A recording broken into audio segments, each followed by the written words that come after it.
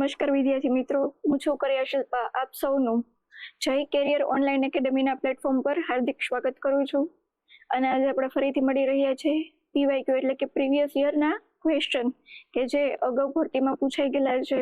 અને હવે થોડાક જ ટાઈમમાં છે FSW અને MPSWની એક્ઝામની જાહેરાત આવી જશે. કે ક્યારે એક્ઝામની ડેટ આવી જશે એનું કાંઈ જ નક્કી નહીં હોય.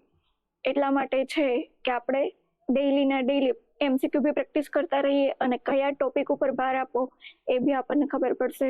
તો આજના આપણે ક્વેશ્ચનની શરૂઆત કરીએ અને પહેલો ક્વેશ્ચન જોઈએ. તો વિદ્યાર્થી મિત્રો, પહેલો ક્વેશ્ચન છે આપણી સ્ક્રીન પર કે તીક્ષ્ણ અસમાન સાધન દ્વારા કરવામાં આવેલ ઘાને શું કહેવામાં આવે છે? કે કોઈ ધારદાર વસ્તુ દ્વારા જે ઘા કરવામાં આવે છે, બરાબર, કે કોઈ ઇન્જુરી થઈ છે તો એને આપણે શું કહીએ? તો આપણને પહેલા ઓપ્શન આપીએ છીએ, ચારે પણ જોઈ લઈએ. પહેલો ઓપ્શન છે કે ચીરાવાળો ઘા, ચકામા ઘાવ અને અંતઃછેદીય ઘાવ અને બંધ ઘાવ. તો આપણને શું પૂછ્યું છે ક્વેશ્ચનમાં? કે તીક્ષ્ણ અસમાન સાધન દ્વારા કરવામાં આવેલો છે, એટલે કોઈ પણ તીક્ષ્ણ ઘા કરવામાં આવે અથવા તો કોઈ તીક્ષ્ણ સાધન વડે છે ઇન્જુરી થાય તો તેને શું કહેવાય? તો કે ચીરાવાળો ઘા, ચકામાવાળો ઘા, અંતઃછેદીય ઘા કે બંધ ઘાવ. તો હવે સાચો આન્સર શું આવે? તો કે ચીરાવાળો ઘા, કેમ કે કોઈ ધારદાર સાધન વડે કરવામાં આવેલું છે. હવે બંધ ઘાવ કોને કહેવાય? તો કે એમાં જે સ્કિન છે એ ઇન્ટેક રહેવાની છે, કે સ્કિનમાં છે એ કોઈ પણ કાપો કે ચીરફાડ થશે નહીં.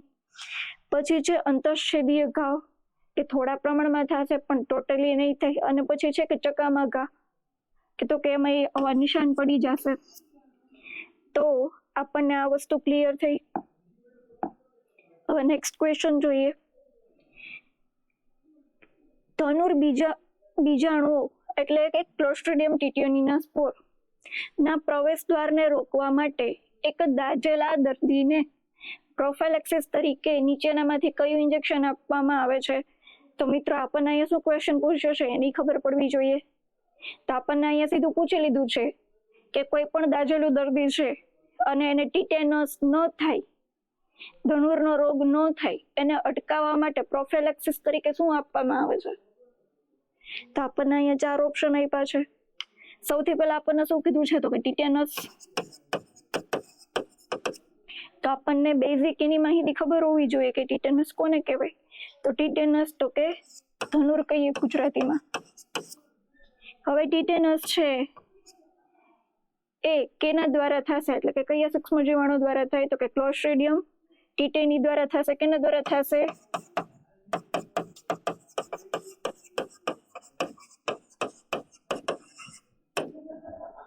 આપણને અહીંયા રોગ કહી દીધું છે કે ટીટેનસ, અને કયા સૂક્ષ્મ જીવાણુ દ્વારા થશે? તો કે ક્લોસ્ટ્રીડિયમ ટીટેની. તો કે કઈ રીતે આનો ફેલાવો થાય છે? તો કે કોઈ પણ ઇન્જુરી થઈ હોય અથવા તો કોઈ પણ વ્યક્તિને ઘા લાગ્યો હોય અને ચામડી કેવી હશે? ત્યારે થોડી ઓપન હશે. તો એના દ્વારા જે કંઈ પણ આના સૂક્ષ્મ જીવાણુઓ છે એ અંદર પ્રવેશે છે અને એના કારણે છે એ જે તે વ્યક્તિને ધનુર નામનો રોગ થાય છે. તો આમાં મોસ્ટ એ પણ તમને આગળની એક્ઝામમાં પૂછાઈ શકે છે કે ક્લોસ્ટ્રીડિયમ ટીટેની દ્વારા જે રોગ થાય છે કે આપણે એને ધનુર કહીએ છીએ, તો એમાં મેઇન છે એ કયા લક્ષણ અને કઈ ઇન્જુરી, કઈ સાઇન જોવા મળે છે? તો એ પણ આપણે જોઈએ.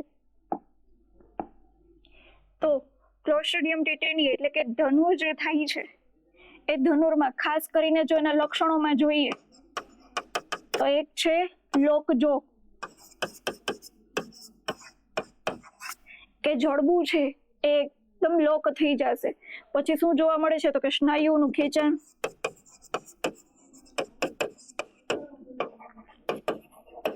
સ્નાયુઓમાં તાણ જોવા મળે છે. એના સિવાય આમાં આપણને શું કીધું છે કે ધનુષ, તો કે ધનુષ્ય એવી રીતે યાદ રાખવાનું. તો કે જે કંઈ પણ વ્યક્તિનું આખું બોડી છે એની જે કવ છે એ કેવી થઈ જશે? તો કે આખા ધનુષ આકારની આવી રીતે એની જે બોડી કવ જોવા મળશે. ઓપિસ્થોટોનસ આપણે કહીએ છીએ તો કે એના ગરદનના જે સ્નાયુઓ છે એમાં પણ અકળતા જોવા મળે છે. તો આ એના લક્ષણો આપણને જોવા મળે છે. એ પણ તમને આગળની એક્ઝામમાં પૂછાઈ શકે છે, કે જે આવનારી એક્ઝામ છે એમાં પૂછાય. અત્યારે આપણને શું પૂછ્યું છે ખાલી? કે ક્લોસ્ટ્રીડિયમ ટીટેનીના પ્રવેશને રોકવા માટે દર્દીને કયું ઇન્જેક્શન આપવામાં આવે? તો આગળ તમને એ પણ પૂછાઈ શકે ને કે એના લક્ષણો કયા હોય. અથવા તો તમને 4 લક્ષણ આપે, એમાં પૂછે કે આમાંથી કયું નથી લક્ષણ, તો આપણને ખબર હશે તો આપણે આગળ જઈને જવાબ આપી શકીશું. હવે આ જે રોગ છે એને થતો અટકાવવા માટે, એના પ્રિવેન્શન માટે કઈ રસી આપવામાં આવે છે? તો આપણને અહીંયા ઓપ્શન આપ્યા છે એ જોઈએ એક વખત. તો સૌથી પહેલો ઓપ્શન છે કે એન્ટી રેબીઝ વેક્સિન. બીજો ઓપ્શન આપ્યો છે ટીટેનસ ટોક્સોઇડ ઇન્જેક્શન, પછી વિટામિન B કોમ્પ્લેક્સ ઇન્જેક્શન અને એન્ટીપાયરોટિક ઇન્જેક્શન. તો હવે આપણે આમાં એલિમિનેશનની ટેકનિકનો યુઝ કરીએ અને જાણીએ. તો સૌથી પહેલું એ પૂછે કે એન્ટી રેબીઝ, તો આ કેના માટે આપવામાં આવશે? તો કે ડોગ બાઇટ માટે, કે કૂતરું કરડી જાય ત્યારે એન્ટી રેબીઝ વેક્સિન આપવામાં આવે છે. પછી ત્રીજો ઓપ્શન જોઈએ તો કે વિટામિન B કોમ્પ્લેક્સ, તો કેના માટે આપવામાં આવે છે? તો કે B12 ની ખામી હશે ત્યારે. અને પછી એને કીધું છે કે એન્ટીપાયરોટિક ઇન્જેક્શન, તો કેના માટે આપવામાં આવે છે? કે વધારે પ્રમાણમાં તાવ હોય, જેમ કે પેરાસિટામોલનું ઇન્જેક્શન. તો હવે ઓપ્શન કયો વધ્યો છે? તો કે ટીટેનસ ટોક્સોઇડ. તો આનો જવાબ પણ એ જ આવશે, કેમ કે આપણને ધનુર વિશે પૂછ્યું છે ને ધનુરના અટકાવવા માટે થઈને કયું ઇન્જેક્શન આપવામાં આવે છે? ટીટેનસ ટોક્સોઇડ. હવે જે કંઈ પણ વિદ્યાર્થી મિત્રોને ખબર હોય કે ટીટેનસ ટોક્સોઇડ છે એ સગર્ભા માતાને ક્યારે આપવામાં આવે છે અને બાળકોને ક્યારે આપવામાં આવે છે, એ કોમેન્ટ સેક્શનમાં જણાવશો. પછી આ જે 4 ઓપ્શન આપ્યા છે એમાંથી મોસ્ટ છે કે એન્ટી રેબીઝ વેક્સિન. તો અત્યારે તો ખાલી આપણને ધનુર વિશેનું જ પૂછ્યું છે, પણ ભવિષ્યમાં જે આવનારી ભરતી છે એમાં પણ પૂછાઈ શકે કે એન્ટી રેબીઝ વેક્સિન છે એ કોને આપવામાં આવે છે ને ક્યારે આપવામાં આવે છે. બરાબર છે, તો એના વિશે થોડી ઘણી માહિતી મેળવીએ. તો ARV તો નામ સાંભળ્યું જ હશે, એન્ટી રેબીઝ વેક્સિન. તો કે આપવાનો મતલબ શું છે? તો કે કોઈ પણ પર્સનને છે કૂતરું કરડ્યું હોય, ડોગ બાઇટ થયું હોય, ત્યારે છે એને ARV એન્ટી રેબીઝ વેક્સિન આપવામાં આવે છે. તો કે શા માટે? તો કે વ્યક્તિમાં હડકવા ન થાય, તો કે રેબીઝ નામની બીમારી ન થાય, એના માટે થઈને આ વેક્સિન આપવામાં આવે છે. તો આનો ડોઝ છે એ કેટલા આપવામાં આવે છે અને ક્યારે ક્યારે આપવામાં આવે છે એ જોઈએ. તો એન્ટી રેબીઝ વેક્સિન છે એના ડોઝ જોઈએ તો કે જ્યારે જે કંઈ પણ પર્સનને આ જે ડોગ બાઇટ થયું છે ત્યારે આપવામાં આવે છે. પછી 3જા દિવસે, 7મા દિવસે, 14મા દિવસે, 21મા દિવસે અને 28મા દિવસે એને ARV વેક્સિન આપવામાં આવે છે. તો અહીંયા સુધી મિત્રો તમને ખ્યાલ આવ્યો હશે.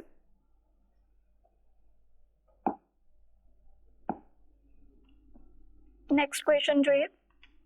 આપેલ વિકલ્પોમાંથી કયું સ્વસ્થ્ય જીવનશૈલી એટલે કે હેલ્થી લાઇફસ્ટાઇલ માટેના સ્વાસ્થ્ય શિક્ષણનો એક ઘટક નથી? આપણને હવે અહીંયા પૂછ્યું છે કે હેલ્ધી લાઇફસ્ટાઇલના આમાં સાચા ઓપ્શન કયા છે અને કયો એક ભાગ છે કે હેલ્ધી લાઇફસ્ટાઇલમાં નથી. તો હેલ્ધી લાઇફસ્ટાઇલ કોને કહેવાય? તો કે રૂટીન કેવું હોવું જોઈએ? તો કે મેન્ટેન હોવું જોઈએ. એની સ્લીપ સાયકલ મેન્ટેન હોવી જોઈએ, સરખું પોષક તત્વો લેતા હોય, સરખી ઊંઘ કરતા હોય, સરખો આરામ લેતા હોય, કોઈ પણ જાતનું વ્યસન ન હોય, નિયમિત યોગ કરતા હોય, સ્વચ્છતા રાખતા હોય. તો એ બધી હેલ્ધી લાઇફસ્ટાઇલ છે. તો હવે આપણે આમાં ઓપ્શન જોઈએ કે શું ન હોય હેલ્ધી લાઇફસ્ટાઇલમાં. તો પહેલો ઓપ્શન છે કે સંતુલિત અને પૌષ્ટિક આહારને પ્રોત્સાહન આપવું. તો આ ઓપ્શન પણ સાચો છે. પછી નિયમિત યોગ કરવો. યોગ કરવાથી એક તો ધ્યાન કેન્દ્રિત થશે, સ્ટ્રેસ રિલીવ થશે, તો એ પણ હેલ્ધી એક લાઇફસ્ટાઇલનો ભાગ છે. પછી કીધું છે કે દરરોજ ધ્યાન કરવું, એ પણ હેલ્ધી લાઇફસ્ટાઇલનો એક ભાગ છે. પણ કીધું ને તમને આગળ કે કોઈ પણ જાતનું વ્યસન છે એ હેલ્ધી લાઇફસ્ટાઇલમાં આવતું નથી. તો અહીંયા શું આપ્યું છે આપણને કે તમાકુ અને દારૂના ઉપયોગને સમર્થન આપવું. તો એ હેલ્ધી લાઇફસ્ટાઇલનો ભાગ છે નહીં. તો આન્સર શું આવે છે કે તમાકુ અને દારૂના ઉપયોગને સમર્થન આપવું. આપણને પૂછ્યું હતું કે હેલ્ધી લાઇફસ્ટાઇલ માટેનું એક ઘટક છે. તો વ્યસન છે એનું ઘટક નથી, પણ એ કેનું ઘટક છે? તો કે અનહેલ્ધી લાઇફસ્ટાઇલનું ઘટક છે. નેક્સ્ટ ક્વેશ્ચન જોઈએ. ત્વચાના કયા દૂષણને કારણે ચેપગ્રસ્ત ટીક એટલે કે ઇન્ફેક્ટેડ ટીક્સની ચગદાયેલી એટલે કે ક્રશ પેશીઓ અથવા તો મળ બની શકે છે. હવે આપણને શું પૂછ્યું છે તો કે ટિક્સ છે તો કે એના દ્વારા છે કયો રોગ જોવા મળે છે. તો આપણને અહીંયા ઓપ્શન આપ્યા છે અને આ કેનો ડિઝીઝ છે તો કે સ્કિનનો ડિઝીઝ છે. તો આમાં 4 ઓપ્શન આપ્યા છે, 4 ઓપ્શન જોઈએ. પહેલો ઓપ્શન છે ટીક ટાઇફસ, બીજો ઓપ્શન છે ક્યુ ફીવર, ત્રીજો ઓપ્શન છે સાલ્મોનેલોસિસ અને ચોથો ઓપ્શન છે ટીનિયાસિસ. તો હવે આપણને અહીંયા શું આપ્યું છે કે ઇન્ફેક્ટેડ ટીક દ્વારા કયો રોગ થશે તો કે ટીક ટાઇફસ રોગ થાય છે. એનો સાચો આન્સર શું છે? ટીક ટાઇફસ. કેના દ્વારા ફેલાશે તો કે ઇન્ફેક્ટેડ ટીક દ્વારા ફેલાય છે. હવે આપણને બીજો ઓપ્શન આપ્યો છે કે ક્યુ જ્વર. જ્વર એટલે શું થાય? ફીવર.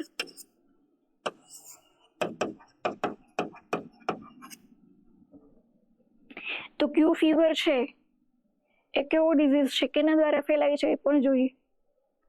તો કે ક્યુ ફીવર છે એ ઝૂનોટિક ડિઝીઝ છે. કેવો છે? ઝૂનોટિક. કે પ્રાણીઓમાંથી કેમાં ફેલાશે તો કે મનુષ્યમાં. કેના દ્વારા તો કે ખરાબ મળમૂત્ર દ્વારા છે. એના શરીરના પ્રવાહી દ્વારા છે એ ફેલાય છે. તો મિત્રો ક્યુ ફીવર તો આપણને ઓપ્શનમાં આપ્યો છે અને આપણને ખબર પડી ગઈ કે ક્યુ ફીવર છે એ ઝૂનોટિક ડિઝીઝ છે. તો જે આવનારી પરીક્ષા છે મિત્રો એમાં તમને પૂછાઈ શકે કે ઝૂનોટિક ડિઝીઝ કોને કહેવાય. તો ઝૂનોટિક ડિઝીઝ એટલે શું થશે તો કે એ રોગ છે એ સૌથી પહેલા કેમાં હશે તો કે પ્રાણીઓમાં હશે, પછી કેમાં આવશે તો કે મનુષ્યમાં આવશે. બીજા ઝૂનોટિક ડિઝીઝના એક્ઝામ્પલ જોઈએ.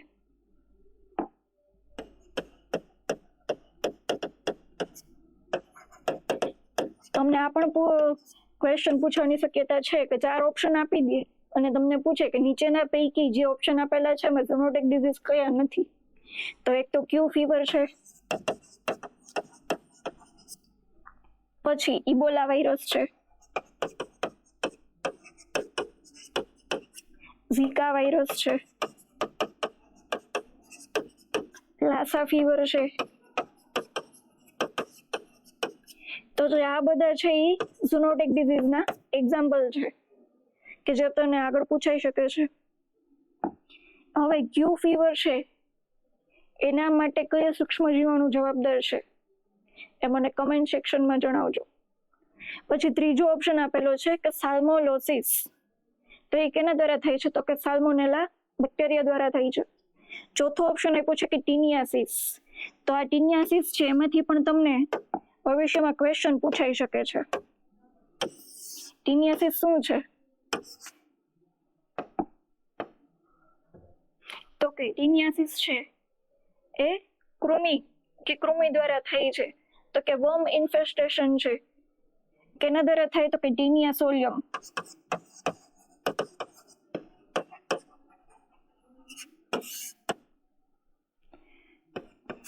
એમાં કોણ છે તો કે કૃમિ જવાબદાર છે. કયા તો કે ટેપવર્મ. તો એ ટેપવર્મ કૃમિ છે એ ક્યાં જોવા મળશે તો કે ખાસ કરીને મીટ એટલે કે માંસમાં જોવા મળે છે કે જે કાચું માંસ છે ખાસ કરીને એમાં જોવા મળે છે. તો કે જે વ્યક્તિ વધારે પ્રમાણમાં કાચા માંસનું સેવન કરતું હોય તો એ વ્યક્તિને આ ઇન્ફેક્શન લાગવાના ચાન્સ છે કે ટીનિયાસિસ આપણે કહીએ છીએ. તો ખાસ કરીને આ કૃમિજન્ય રોગ છે. બીજા ઘણા બધા પણ કૃમિજન્ય રોગ છે. અલગ અલગ ટાઈપના કૃમિ છે જેમ કે હુકવર્મ છે, ટેપવર્મ છે. બરાબર છે. તો હવે નાના બાળકમાં જ્યારે કૃમિનું ઇન્ફેસ્ટેશન જોવા મળે છે ત્યારે એના માટે કઈ ટેબ્લેટ આપવામાં આવે છે તો કે આલ્બેન્ડાઝોલ.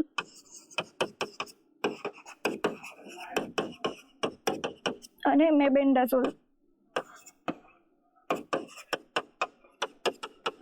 આ પણ આગળ પૂછાવાની શક્યતા છે. તો આનો સાચો આન્સર છે ટીક ટાઇફસ. હવે નેક્સ્ટ ક્વેશ્ચન જોઈએ. પ્રાથમિક સારવાર આપતી વખતે એક એએનએમ એવા દર્દીની સારવાર કરે છે કે જેની ત્વચા પર ઝેરી પદાર્થ ઢોળાયો છે.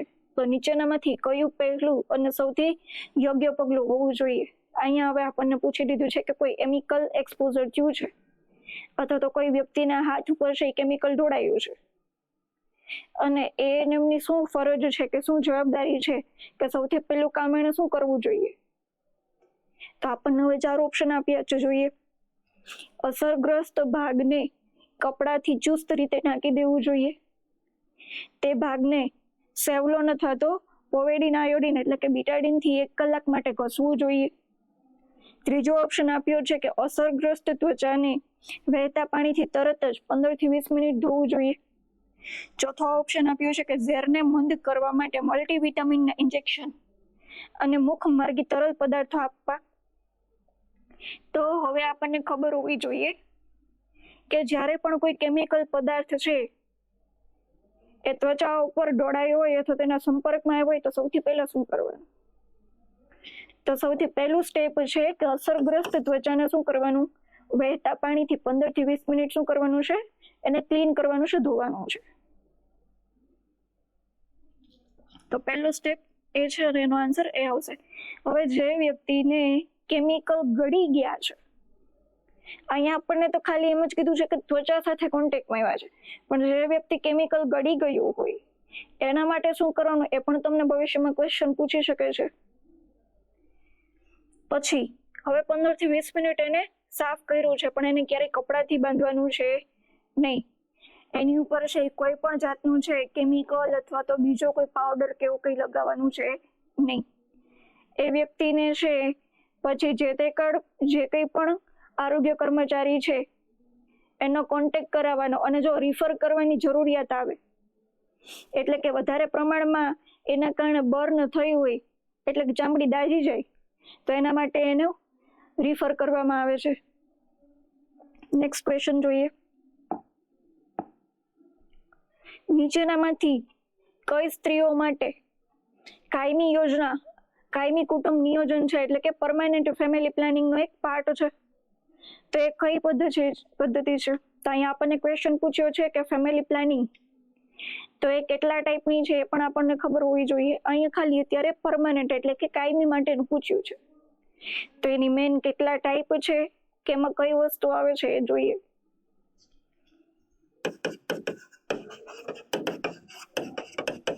તો ફેમિલી પ્લાનિંગ તો મેઇન છે એની 3 મેથડ છે.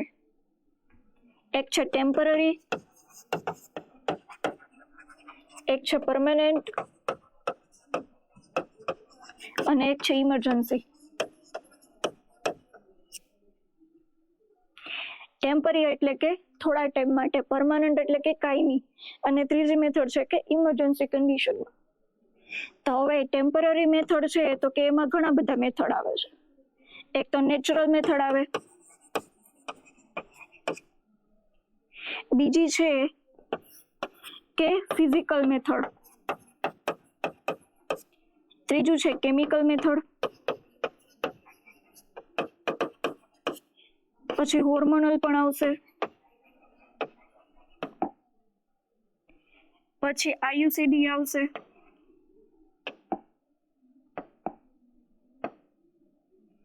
પછી પરમાનન્ટ મેથડમાં શું આવે છે તો કે પરમાનન્ટ મેથડમાં નસબંધી કરવાની આવે છે.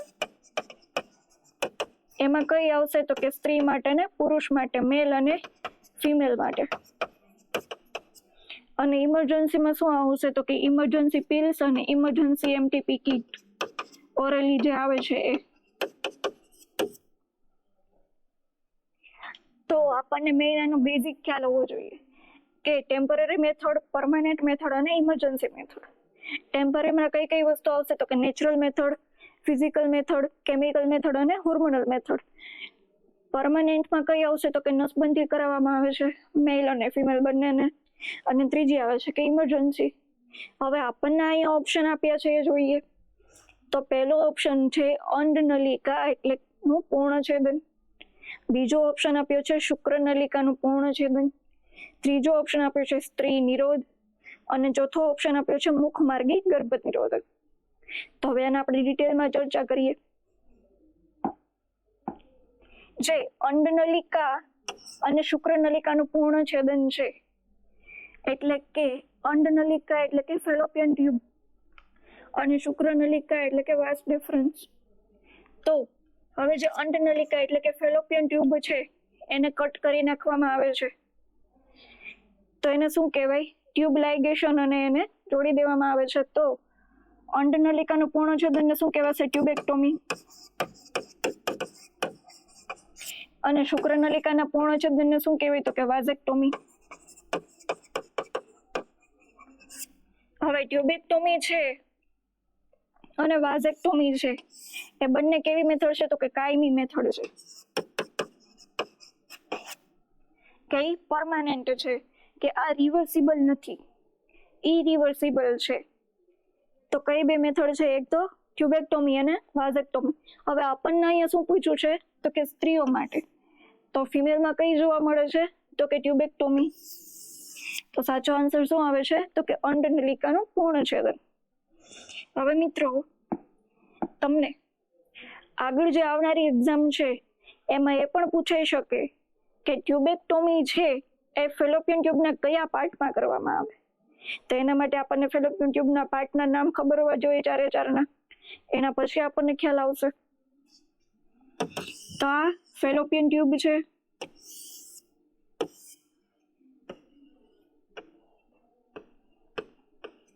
કે જે યુટ્રસ સાથે જોડાયેલી છે.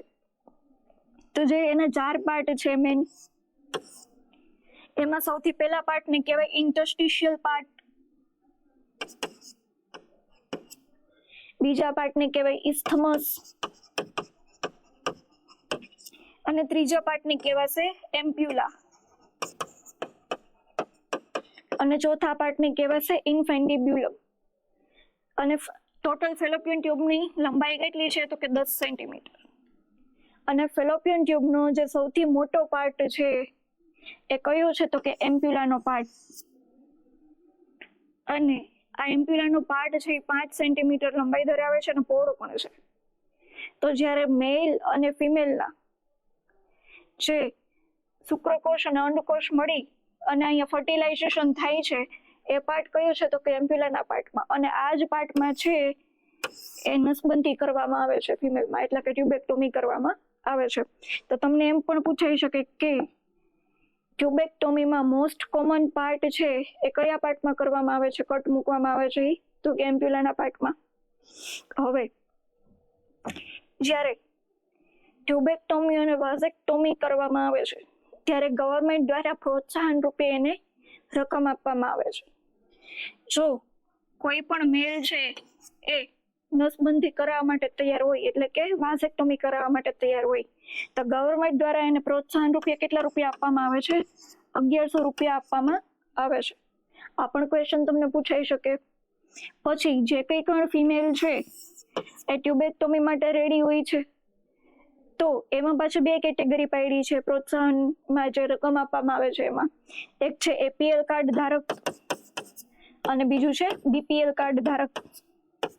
એપીએલ એટલે કે અબવ પોવર્ટી લાઇન કે ગરીબી રેખાની ઉપર આવે છે, અને બીપીએલ એટલે કે બિલો પોવર્ટી લાઇન કે ગરીબી રેખાની હેઠળ આવે છે.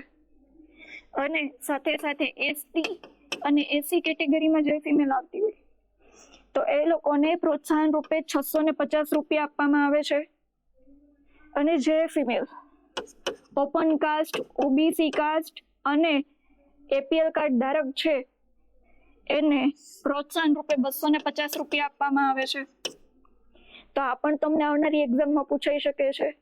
આ ટોપિક છે એ તમારા માટે મોસ્ટ ટાઈમ છે કે જેમાંથી હરેક એક્ઝામમાં 1 અથવા તો 2 ક્વેશ્ચન હોય જ છે.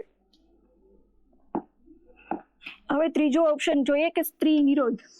તો આ કેવી પદ્ધતિ છે? તો કે બિનકાયમી, તો કે ટેમ્પરરી પદ્ધતિ છે.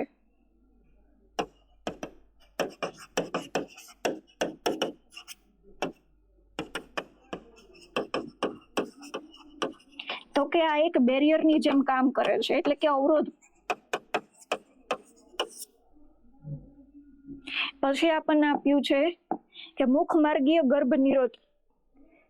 તો આ એક કેમિકલ નહીં પણ હોર્મોનલ મેથડ છે. તો એનું નામ છે માલાએન અને માલા બી.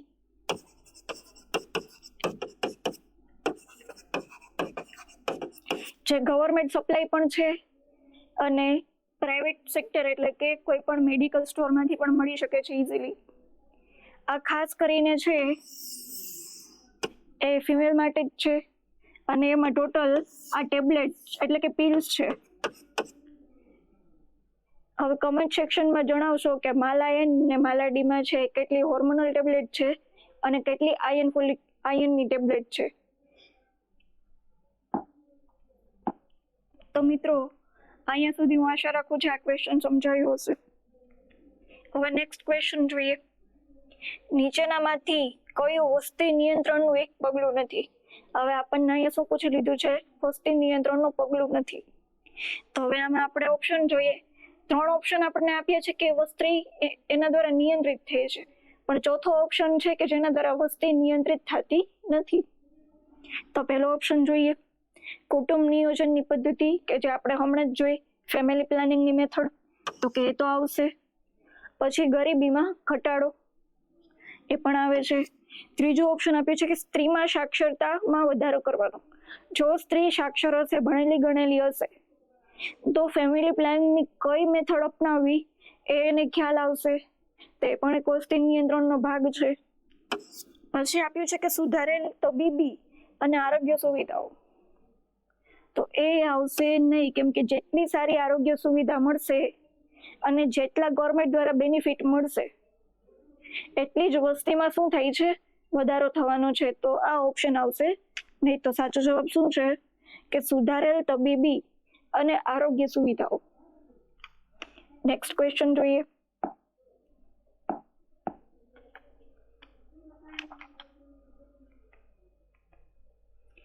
મિત્રો અહીંયા તમારા માટે ખાસ ઓફર આવી ગઈ છે જય કેરિયર એકેડમી દ્વારા, કે જે મિત્રો MPSW અને FSW ની તૈયારી કરતા હોય અને જે ભવિષ્યમાં ભરતી આવી રહી છે MPSW ની અને MPSW ની, અને એની તૈયારી કરતા મિત્રો માટે ખાસ ઓફર આવી ગઈ છે કે જય કેરિયર એકેડમી એ છે એ વિડીયો લેક્ચર છે એ એપ ઉપર મૂક્યા છે અને સાથે સાથે વીકલી લાઈવ લેક્ચર પણ આવે છે.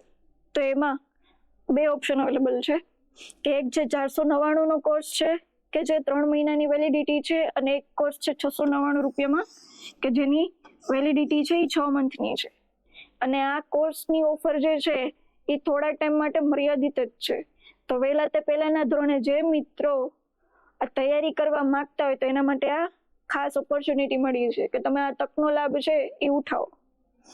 અને અહીંયા કોન્ટેક્ટ નંબર પણ આપીએ છે, જે વિદ્યાર્થી મિત્રોને કંઈક વેરી હોય તો સંસ્થાનો સંપર્ક કરી શકો છો.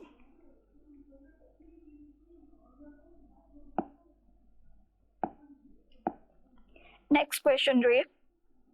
ગર્ભધારણ પછીની પદ્ધતિઓ માટે મિફેપ્રિસ્ટોલ અને મિઝોપ્રિસ્ટોલ નો ઉપયોગ ખાલી જગ્યા તરીકે ઓળખવામાં આવે છે. અહીંયા શું કીધું છે? ગર્ભધારણ છે.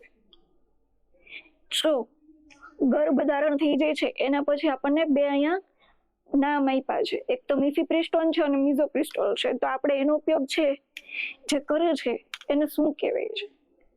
તો આ જે છે એ ગોળીઓ છે, એટલે કે હોર્મોનલ પિલ્સ છે. તો એ જે કંઈ પણ પિલ્સ છે એ કેના દ્વારા લેવાની હોય? તો કે ઓરલ રૂટ દ્વારા લેવાની હોય. તો હવે આપણે આમાં ઓપ્શન જોઈએ. તો પેલું છે મુખમાર્ગીય ગર્ભપાતની પદ્ધતિ, બીજો ઓપ્શન છે ઇન્ટ્રાયુટ્રાઇન ડિવાઇસ પદ્ધતિ, ત્રીજો ઓપ્શન છે વજાઇનલ રિંગ પદ્ધતિ, અને ચોથો ઓપ્શન છે ગ્રીવાના શ્લેષ્મની પદ્ધતિ. તો જે આ 2 ટેબ્લેટના નામ આપ્યા છે એ ઓરલી MTP કિટ છે, MTP માટેની પિલ્સ છે. MTP એટલે શું થાય? તો કે termination of pregnancy, medical termination of pregnancy. તો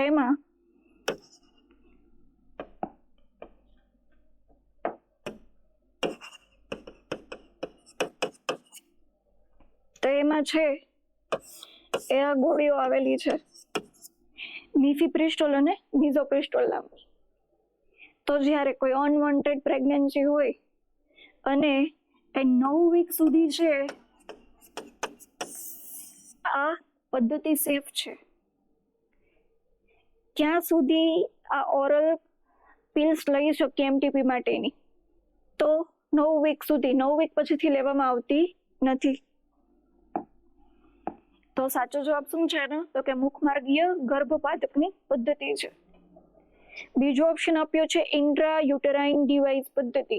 મિત્રો આ જ સેશનમાં આપણે આ સેકન્ડ ક્વેશ્ચન જોઈએ છે કે જે ફેમિલી પ્લાનિંગમાંથી પૂછાયેલો છે, અને આપણે એ જ્યારે ટોપિક એ જે ક્વેશ્ચન હતો ત્યારે એમાં કીધું હતું કે હજી પણ ઘણા બધા ક્વેશ્ચન પૂછવાની શક્યતા છે. તો આ છે ઇન્ટ્રાયુટેરાઇન ડિવાઇસ કે જો કેવી મેથડ છે તો કે બિન કાયમી મેથડ.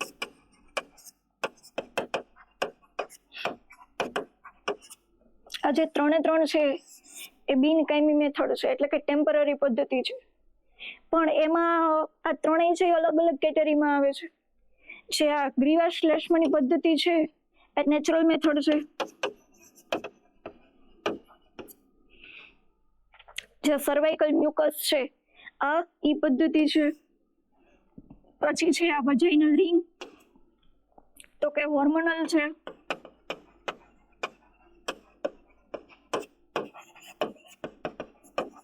અને છે આ એક આઈયુસીડી તો કે પણ એક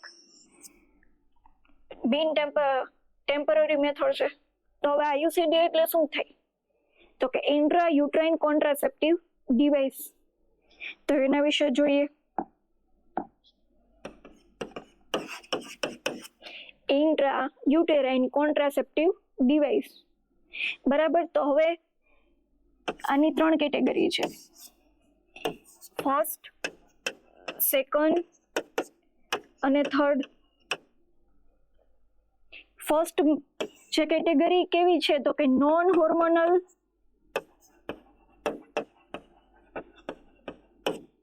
અને નોન મેડિકેટેડ.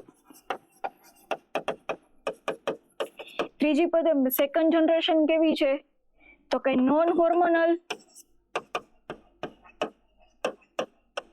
અને મેડિકેટેડ છે. આમાં હોર્મોન્સ પણ છે અને પ્લસ મેડિકેટેડ પણ છે. આ 3 કેટેગરી તમને ખ્યાલ હોવી જોઈએ, બરાબર છે. તો આઈયુસીડી આઈયુડી છે એની 3 કેટેગરી પડે, ફર્સ્ટ જનરેશન, સેકન્ડ જનરેશન અને થર્ડ જનરેશન. ફર્સ્ટ જનરેશન કેવી છે તો કે નોન મેડિકેટેડ અને નોન હોર્મોનલ છે. સેકન્ડ જનરેશન કેવી છે તો કે નોન હોર્મોનલ અને નોન મેડિકેટેડ છે. થર્ડ જનરેશન કેવી છે તો કે હોર્મોનલ પણ છે અને મેડિકેટેડ પણ છે. તો હવે આના એક્ઝામ્પલ પણ કદાચ તમને પૂછાઈ શકે.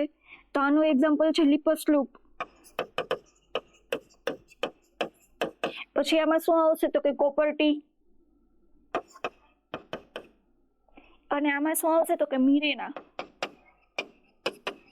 આ એના એક્ઝામ્પલ છે મિત્રો, કે આ એક્ઝામ્પલ છે અવારનવાર છે એ એક્ઝામમાં પૂછાતી હોય ક્વેશ્ચન, અને અગાઉ ભવિષ્યમાં પણ તમને પૂછાવાની શક્યતા છે. તો જે આ ઇન્ટ્રાયુટ્રાઇન ડિવાઇસ છે કે જેને આપણે શું કહીએ છીએ, સેકન્ડ જનરેશનમાં આપણે કોપર ટી જોઈ કે કેટલી છે તો કે 380 એજી. તો એ કેટલા વર્ષ સુધી છે તો કે 10 વર્ષ સુધી.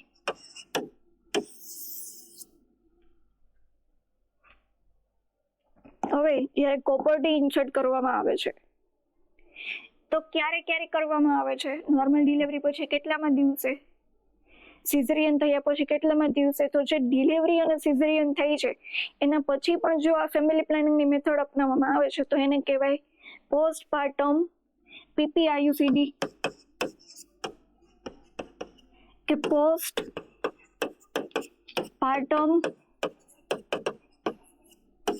Intra યુટેરાઇન contraceptive device.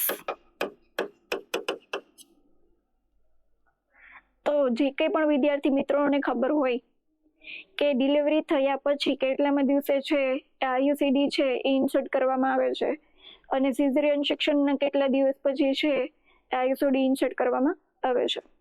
હવે આમાંથી એ પણ ક્વેશ્ચન પૂછાય છે મોસ્ટ, કે આઈયુસીડી છે એની મોસ્ટ કોમન સાઇડ ઇફેક્ટ કઈ છે. આઈયુસીડી ની મોસ્ટ કોમન સાઇડ ઇફેક્ટ છે એક તો બ્લીડિંગ થવું, મોસ્ટ, અને સેકન્ડ નંબરે છે પેલ્વિક પેઇન. આ બે છે એ મોસ્ટ કોમન એની સાઇડ ઇફેક્ટ છે. તો અહીંયા સુધી મિત્રો ખ્યાલ આવ્યો હશે. તો આનો સાચો આન્સર શું છે કે મુખમાર્ગીય ગર્ભપાતકની પદ્ધતિ. હવે પછીનો ક્વેશ્ચન જોઈએ. તો શું કીધું છે આપણને કે એક ચોક્કસ વય જૂથમાં 1 વર્ષમાં ચોક્કસ વય જૂથ અને એમાં પણ 1 વર્ષમાં શું કીધું છે તો કે 1000 પરિણીત સ્ત્રીઓમાં જીવંત જન્મોની સંખ્યાને કઈ રીતે ઓળખવામાં આવે છે. એક તો 1000 પરિણીત સ્ત્રી છે, 1 વર્ષનો સમયગાળો આપ્યો છે અને એ સમયગાળામાં કે જીવંત જન્મોની સંખ્યા કેટલી છે તો એ ટર્મને શું કહેવાય. તો અહીંયા ઓપ્શન આપ્યા છે તો કે અહીંયા વય કેવી કીધી છે તો કે એક સરખી. બીજું શું કીધું છે તો કે 1 વર્ષમાં. અને ત્રીજું શું કીધું છે તો કે 1000 પરિણીત સ્ત્રી અને એમાં જીવંત બાળક છે એની સંખ્યા કેટલી છે. તો એને ખાલી જગ્યા તરીકે ઓળખવામાં આવે છે. તો અહીંયા 4 ઓપ્શન આપ્યા છે આપણને કે વયલક્ષી પ્રજનન દર, સામાન્ય પ્રજનન દર, કુલ પ્રજનન દર અને સમાનલક્ષણી જન્મ દર. તો અહીંયા વય કીધું છે તો અહીંયા શું આવશે આન્સરમાં તો કે વયલક્ષી પ્રજનન દર. હવે આપણે જોઈએ સામાન્ય પ્રજનન દર અને કુલ પ્રજનન દર. તો સામાન્ય પ્રજનન દરને શું કહેવાય તો કે જનરલ ફર્ટિલિટી રેટ, GFR. તો કે જનરલ ફર્ટિલિટી રેટ. તો કે હવે પ્રજનન દર કીધો છે અહીંયા પણ કેવો છે તો કે સામાન્ય. હવે કોઈ પણ સ્ત્રી છે એનો પ્રજનન સમયકાળ કેટલો હોય તો કે 15 થી લઈ અને 45 વર્ષ સુધીનો છે. કેટલો છે તો કે 15 થી લઈ અને 45 વર્ષ સુધીનો છે. કેટલી સ્ત્રી તો કે 1000 સ્ત્રી અને કેવી છે તો કે પરિણીત છે અને ઈ 1 વર્ષની અંદર અહીંયા આપણને ખાલી વય કીધું છે પણ અહીંયા હવે સામાન્ય પ્રજનન દરમાં શું થશે તો કે 15 થી લઈ અને 45 વર્ષ સુધીની જે કઈ સ્ત્રી છે એને કોઈ પણ 1 વર્ષની અંદર જીવંત જન્મની સંખ્યા આશરે કેટલી છે એને આપણે કહેવાય છે સામાન્ય પ્રજનન દર. પછી કીધું છે આપણને કુલ પ્રજનન દર. તો એને શું કહેવાય તો કે ટોટલ ફર્ટિલિટી રેટ. તો હવે આમાં શું જોવા મળે છે તો કે 15 થી લઈ અને 45 વર્ષ સુધીની જે પ્રજનન કાળ છે અને જેટલી બી સ્ત્રીઓ છે 1000 અને એ સ્ત્રીઓએ 15 થી લઈને 45 વર્ષ સુધીમાં જેટલા જીવંત બાળકો છે એનો જે આખો રેટ છે એને આપણે કહીએ છીએ કુલ પ્રજનન દર. ચોથો ઓપ્શન આપણને શું આપ્યો છે તો કે સમાનલક્ષી જન્મ દર એટલે કે ક્રૂડ બર્થ રેટ.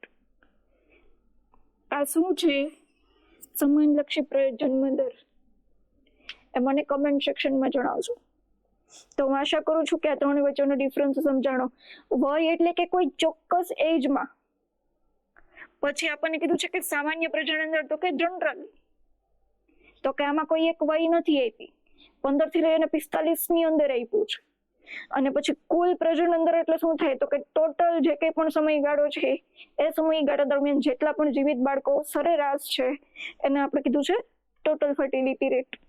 તો આ પણ તમને ભવિષ્યમાં પૂછાય કે સામાન્ય પ્રજનન દર શું છે અને ટોટલ ફર્ટિલિટી રેટ શું છે. નેક્સ્ટ ક્વેશ્ચન જોઈએ. નીચેનામાંથી કઈ પદ્ધતિમાં લોકોને સીધા પ્રશ્ન પૂછી અને માહિતી એકત્રિત કરવામાં આવે છે? શું કરવાનું છે તો કે ડાયરેક્ટ છે એ પર્સનને ક્વેશ્ચન કરવાના છે. તો હવે એ પદ્ધતિને શું કહેવાય છે? તો આપણને ઓપ્શન આપ્યા છે તો કે ઇન્ટરવ્યુ પદ્ધતિ, દસ્તાવેજની સમીક્ષા પદ્ધતિ, સહભાગી અવલોકનની પદ્ધતિ અને ડિક્લેરેટિવ પદ્ધતિ. તો આપણે ડાયરેક્ટ જે ક્વેશ્ચન પૂછવામાં આવે છે એ ટેકનિકને શું કહેવાય તો કે ઇન્ટરવ્યુ પદ્ધતિ. સાચો જવાબ શું છે આનો? ઇન્ટરવ્યુ પદ્ધતિ. હવે આમાં આપ્યું છે કે સહભાગી અવલોકન. અવલોકન એટલે શું થાય તો કે ઓબ્ઝર્વેશન કરવું. હવે આપણે કોઈ પણ વસ્તુનું ઓબ્ઝર્વેશન કરતા હોઈએ તો આપણે એને ક્વેશ્ચન કરી શકવાના નથી. તો નેક્સ્ટ ક્વેશ્ચન જોઈએ. આયુષ્માન ભારત યોજના હેઠળ શાળાના શિક્ષકોને દર અઠવાડિયે 1 કલાક માટે આરોગ્યના પ્રોત્સાહન અને રોગ નિવારણ પ્રવૃત્તિઓ હાથ ધરવા માટે કયો ટર્મ આપવામાં આવ્યો છે? હવે આમાં કોની વાત કરી છે? તો કે શાળાના શિક્ષકોની. કેના માટે? તો કે દર અઠવાડિયે 1 કલાક માટે આરોગ્યને પ્રોત્સાહન અને રોગના નિવારણ માટે જે પ્રવૃત્તિ હાથ ધરવામાં આવે છે, તો એના પ્રોત્સાહન માટે એને કયો શબ્દ કહેવાય? તો આપણને અહીંયા ઓપ્શન આપ્યા છે. તો શાળાના નર્સિસ, શાળા આરોગ્યના સ્વયંસેવકો, આરોગ્ય અને સુખાકારીના રાજદૂતો અને આરોગ્ય શિક્ષણ સંયોજકો. તો આ તો આવશે નહીં. તો શાળા આરોગ્ય નર્સ, તો સ્કૂલ હેલ્થ નર્સ છે એ શાળામાં હશે, એ શિક્ષક હશે નહીં. બીજો ઓપ્શન આપ્યો છે કે શાળા આરોગ્ય સ્વયંસેવકો, તો જે આ શિક્ષકો છે એ પોતે સ્વયંસેવકો છે નહીં. એ કામ શું કરે છે? તો કે દર અઠવાડિયે 1 કલાક માટે આરોગ્યને પ્રોત્સાહન આપે છે અને રોગના નિવારણ માટેની સલાહ આપે છે. કોને? તો કે બાળકોને. તો એને આપણે શું કહીએ છીએ? તો કે આરોગ્ય અને સુખાકારીના રાજદૂતો. કે આપણે આરોગ્ય છે એ કઈ રીતે જાળવી રાખવું અને આપણને કોઈ રોગ છે એ ન થાય, તો એના માટે એને પ્રિવેન્શન એટલે કે અટકાવવાના ઉપાયો પણ આપણને શીખવાડે છે. તો ખાસ કરીને છે એ પર્સનલ હાઇજીન છે, ડાયટ છે, એની ઉપર ભાર આપે છે. તો સાચો આન્સર હતો એનો આરોગ્ય સુખાકારીના દૂતો. હવે નેક્સ્ટ ક્વેશ્ચન જોઈએ. શાળા આરોગ્ય કાર્યક્રમ હેઠળ આરોગ્ય શિક્ષણમાં મુખ્યત્વે નીચેનામાંથી શેનો સમાવેશ થતો નથી? શાળા આરોગ્ય કાર્યક્રમ, તો કે સ્કૂલ હેલ્થ પ્રોગ્રામ, તો કે એમાં મુખ્યત્વે આરોગ્ય શિક્ષણમાં કેનો સમાવેશ નથી થતો?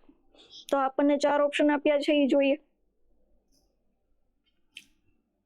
આપણને પૂછ્યું છે કે શેનો સમાવેશ થાય છે અને તમને ભવિષ્યમાં એમ પણ પૂછે કે કેનો સમાવેશ નથી થતો.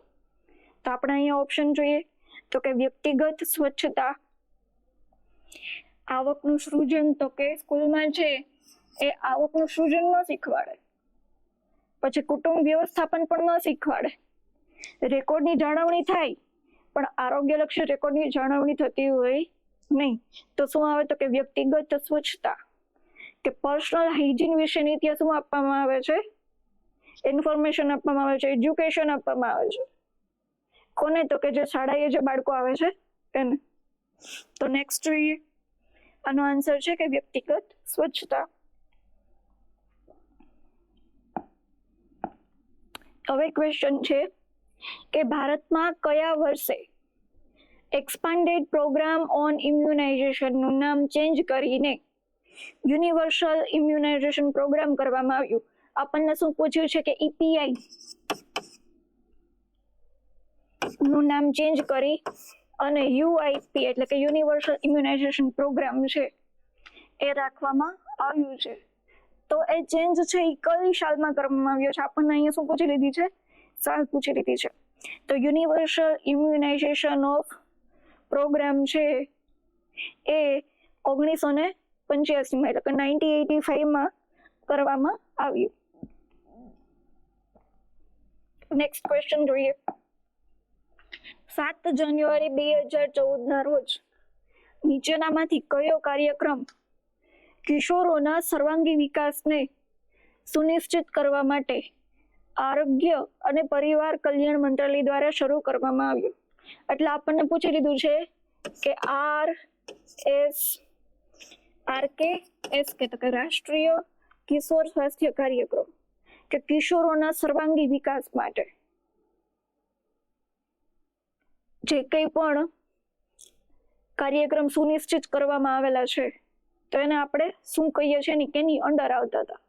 તો આપણને અહીંયા ઓપ્શન આપ્યા છે કે રાષ્ટ્રીય યુવા આરોગ્ય મિશન, બાળ સ્વાસ્થ્ય અભિયાન, કિશોર વિકાસ યોજના અને રાષ્ટ્રીય કિશોર સ્વાસ્થ્ય કાર્યક્રમ. અહીંયા કોની વાત કરી છે? તો કે કિશોરોના સર્વાંગી વિકાસની. તો એમાં આવે છે RKSK એટલે કે રાષ્ટ્રીય કિશોર સ્વાસ્થ્ય કાર્યક્રમ. તો આ એક યોજના છે કેના માટે આપેલી છે? તો કે કિશોર અને કિશોરીઓ માટે.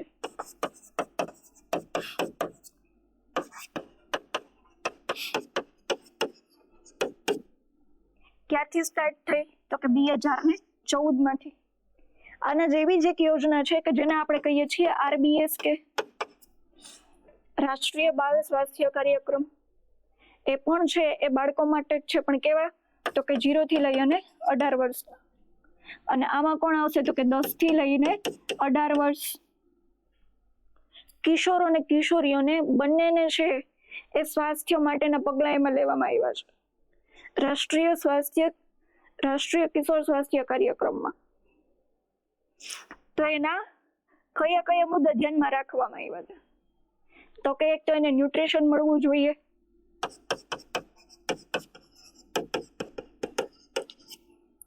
પછી એની રિપ્રોડક્ટિવ હેલ્થ,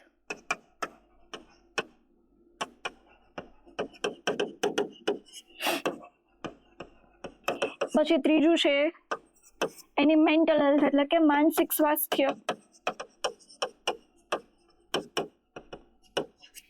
પછી ચોથું છે ઇન્જુરી અને વાયોલન્સ એટલે કે જે કિશોરો છે અથવા તો કિશોરીઓ છે એમાં વાયોલન્સ એટલે કે હિંસા અને કોઈ પણ જાતની ઇન્જરીને અટકાવવા માટે પણ એમાં મુદ્દા ધ્યાનમાં લેવામાં આવેલા છે.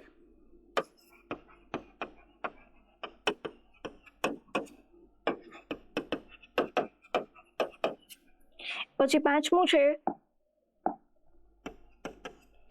કે જે ખાસ કરીને જે સ્કૂલ એજ છે અને જેમ જેમ ઉંમર વધતી જાય એટલે કે જેમ જેમ છે એ કિશોરોમાં છે સ્કૂલ દરમિયાન કે ઘણી વખત એવા કિસ્સા બન્યા છે કે ડ્રગ્સ લેવા માંડે છે. તો જે નશાકારક પદાર્થો છે એનાથી દૂર રાખવાના.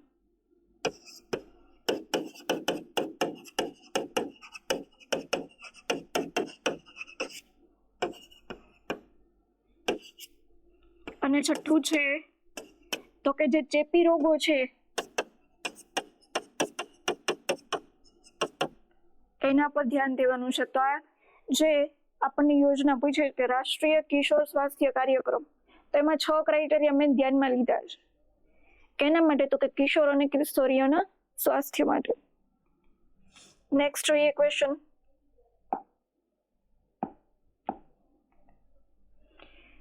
એક ઓફર આવી ગઈ છે મિત્રો કે જે લોકો કોમ્પિટિટિવ એક્ઝામની તૈયારી કરતા હોય જેમ કે MPSW છે, FSW છે અને બીજી ઘણા બધા અલગ ફિલ્ડની તૈયારી કરતા હોય કોમ્પિટિટિવ એક્ઝામની, તો એ વિદ્યાર્થીઓ માટે જય કેરિયર એકેડમી દ્વારા એક ખાસ ઓફર આવી ગઈ છે કે જે વિદ્યાર્થી મિત્રોને માની લો કે કોઈ પર્ટિક્યુલર સબ્જેક્ટ છે જેમ કે કોઈનું રીઝનિંગ છે, કોઈનું મેથ્સ છે એ વીક હોય અને એના કારણે છે એ એક્ઝામ ક્લિયર નથી કરી શકતા અને કોઈ એક વિષય વીક છે અને એને પાવરફુલ બનાવવા માટે થઈને જય કેરિયર એકેડમી એક તમને ગોલ્ડન ઓપોર્ચ્યુનિટી આપી છે કે તમે એક કોર્સ છે બહાર કર્યો છે એનો તમે છે એ લાભ લ્યો.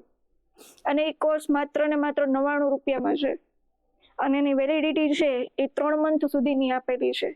તો જે મિત્રોને આ સ્કીમનો લાભ લેવો છે એ વહેલા તે પહેલાના ધોરણે જય કેરિયર એકેડમીનો કોન્ટેક્ટ કરે અને અહીંયા નીચે એકેડમીના કોન્ટેક્ટ નંબર પણ આપ્યા છે.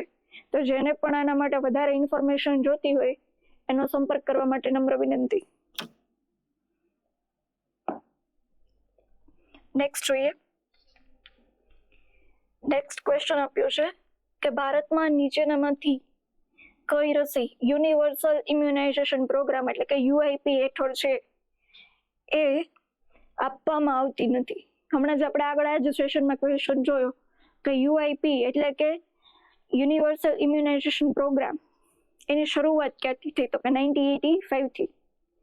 EPA તો એનું ચેન્જ કરીને UIP બનાવી દીધું અને એમાં કોઈ રસી છે એ સમાવેશ કરવામાં આવતી નથી.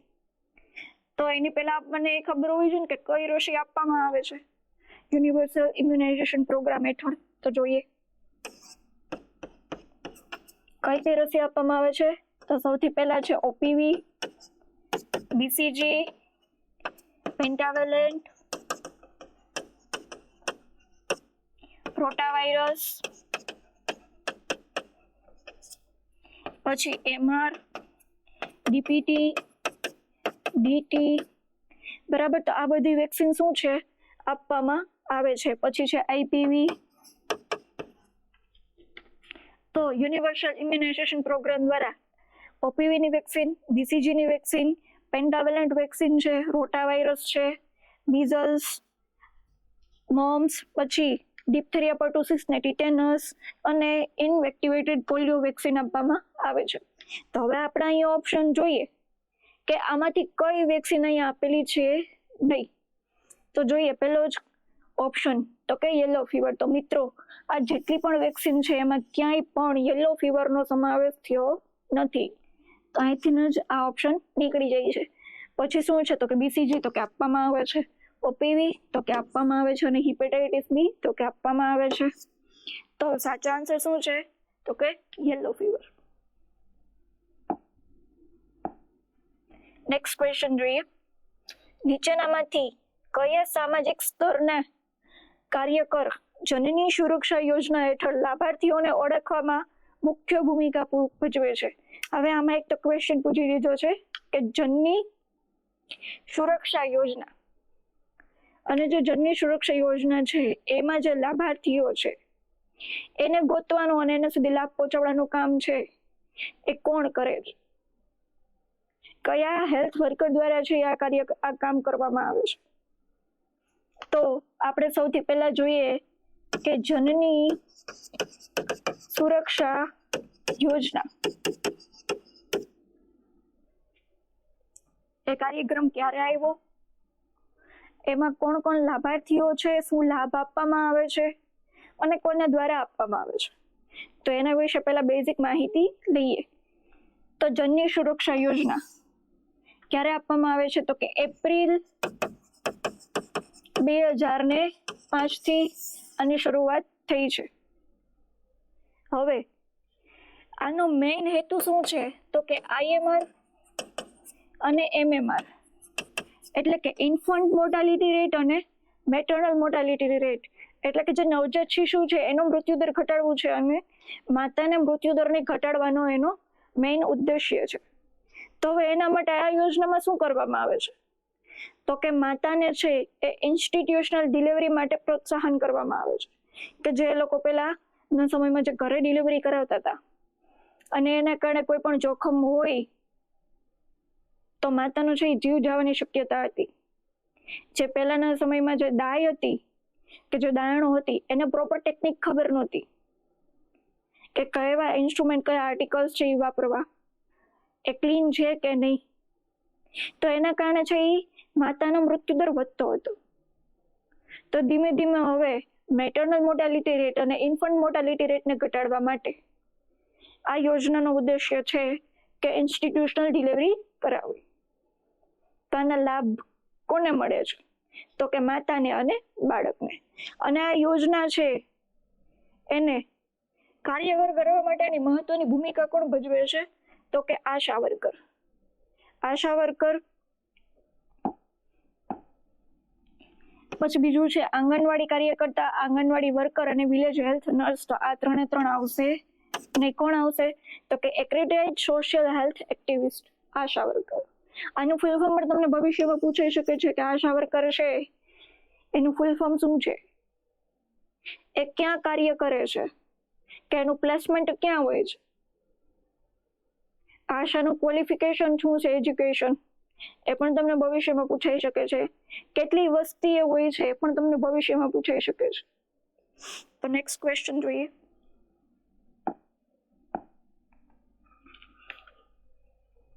કઈ રાષ્ટ્રીય પહેલ હેઠળ જનની સુરક્ષા યોજના એક સુરક્ષિત માતૃત્વ હસ્તક્ષેપ છે? હવે આપણે આગળ જોયું કે જનની સુરક્ષા યોજના કોણ લાભાર્થી છે, કોને લાભ મળે છે અને એમાં કાર્ય કોણ કરે છે અને ક્યારથી શરૂ થઈ એ તો આપણે જોયું.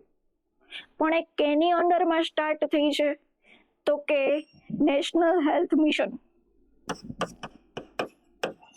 NHM ની અંદર છે એ JSY સ્ટાર્ટ થઈ છે કે જનની સુરક્ષા યોજના. NHM એટલે શું થાય, તો કે નેશનલ હેલ્થ મિશન. તો આપણે અહીંયા હવે ઓપ્શન જોઈએ કે શું આપ્યા છે, તો કે રાષ્ટ્રીય આરોગ્ય મિશન. તો એ ઓપ્શન સાચો છે અને સાચો આન્સર પણ એ જ છે. હવે તમને અહીંયા રાષ્ટ્રીય આરોગ્ય મિશન આપ્યું છે, એને બદલે તમને નેશનલ હેલ્થ મિશન આપી દે તો આન્સર શું આવશે? એ જ આવશે. નેક્સ્ટ ક્વેશ્ચન જોઈએ.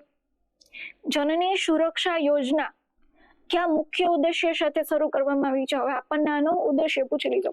જો મિત્રો આ એક જ પેપરમાં છે, એ જનની સુરક્ષા યોજનાનો ત્રીજો ક્વેશ્ચન આવી ગયો છે. તો આપણા માટે જે નર્સિંગના જે બધા ટોપિક છે ઇમ્પોર્ટન્ટ છે, પણ સાથે સાથે ઘણી વખત એક જ યોજનામાંથી 5 થી 6 ક્વેશ્ચન પૂછી લે, અથવા તો એક જ વેક્સિનમાંથી 5 થી 6 ક્વેશ્ચન પૂછે છે. એટલે આપણે હરેક ટોપિકને તૈયારી છે એ વિગતવાર કરવી પડે. તો હવે આપણે અહીંયા ઓપ્શન જોઈએ કે બાળકોને પોષણયુક્ત પૂરકો પૂરા પાડવા, તો એ કામ છે નહીં. બીજો ઓપ્શન આપ્યો છે કે સંસ્થાકીય પ્રસૂતિને શું કરવાનું છે? પ્રોત્સાહન આપવાનું છે, એટલે કે ઇન્સ્ટિટ્યુશનલ ડિલિવરીને. અને નવજાત શિશુના મૃત્યુ દરમાં શું કરવાનું છે? ઘટાડો. તો મેઇન ઉદ્દેશ્ય શું છે આનું? આ છે. તો સાચો આન્સર શું છે? કે સંસ્થાકીય પ્રસૂતિને શું કરવાનું છે? પ્રોત્સાહન આપવાનું છે, અને નવજાત શિશુના મૃત્યુ દરને ઘટાડવાનું છે. મહિલાઓના શિક્ષણ માટે અને નાણાકીય સહાય માટે ઓફર કરવી, તો એ પણ આવશે નહીં. અને શિશુઓને મફત રસીકરણ પૂરું પાડવું, એ પણ આવશે નહીં. નેક્સ્ટ જોઈએ.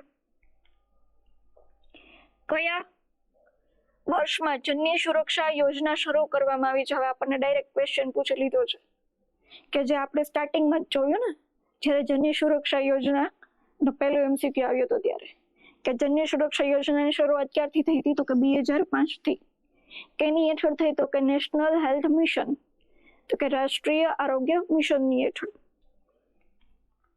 હવે પછી જોઈએ નેક્સ્ટ ક્વેશ્ચન. જનની સુરક્ષા યોજના મુખ્યત્વે નીચેનામાંથી ખાલી જગ્યાને પ્રોત્સાહન આપે છે. ફરીથી મિત્રો જુઓ, પાછો JSY નો જે ટોપિક છે એમાંથી જ ચોથો ક્વેશ્ચન પૂછાયેલો છે. તો આપણે ઓપ્શન જોઈએ તો કે ઘરમાં પ્રસૂતિ કરાવી, તો કે નહીં. બીજો ઓપ્શન છે તો કે સંસ્થાકીય પ્રસૂતિ, જેમ આપણે આગળ ઓપ્શન જોયો હતો. અને ત્રીજું છે કે મલ્ટીવિટામિનની ગોળીઓ, અને ચોથું છે ગર્ભપાત. તો હવે આનો સાચો આન્સર શું આવશે? તો કે સંસ્થાકીય પ્રસૂતિ, એટલે કે ઇન્સ્ટિટ્યુશનલ ડિલિવરીને શું કરવાનું છે? પ્રોત્સાહન આપવાનું છે, કે જેથી IMR અને MMR ને ઘટાડી શકાય.